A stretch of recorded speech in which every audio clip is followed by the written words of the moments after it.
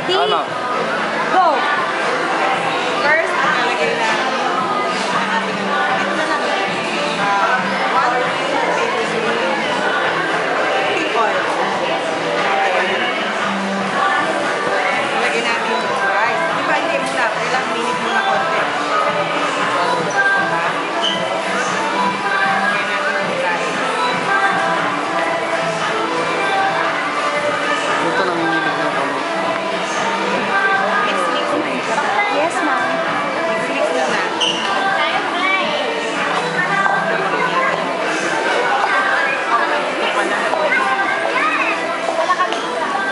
Dahil siya na left-handed ako eh. Ayan, ma'am. Okay. And then, medyo hot na yung ating rice. Lagyan na natin siya na Lara ulit. or mix mo. Adobo mix. Adobo flavor. Kunti lang. Lahat, ma'am. Lahat na to.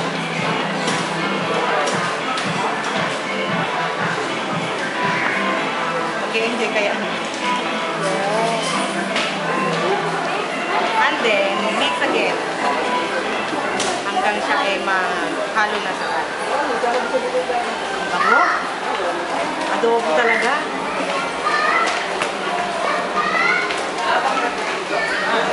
Hindi nga, may daya ata. Ito, Hindi, ma'am. diba? Amoy adobo nga.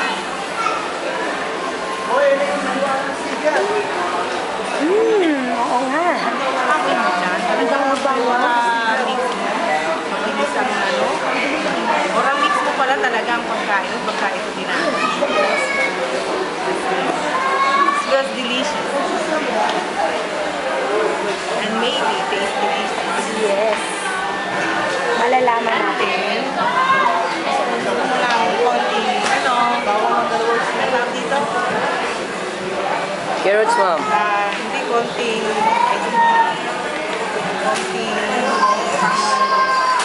garnish ba? Konti lang. Para maganda yung presentation ng rice.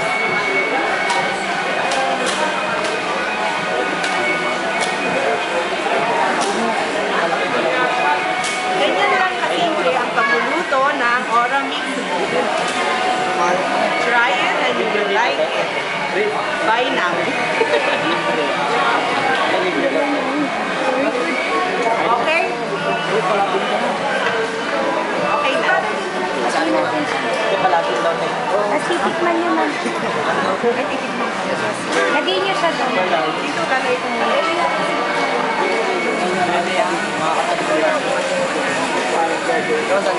Ma'am, baka gusto niyo rin, ma'am. Kasi, ma'am, yun, ma'am, ano siya, iuwi niyo na po yung i-prepare yun na oral. Tapos, ma'am, pwede ka pang manalo.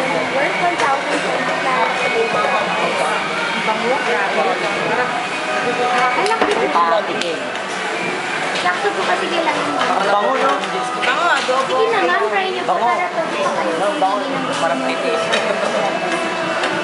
Kayo lang, ma'am, yung magluluto. Adobo. Paella. Paella yan eh.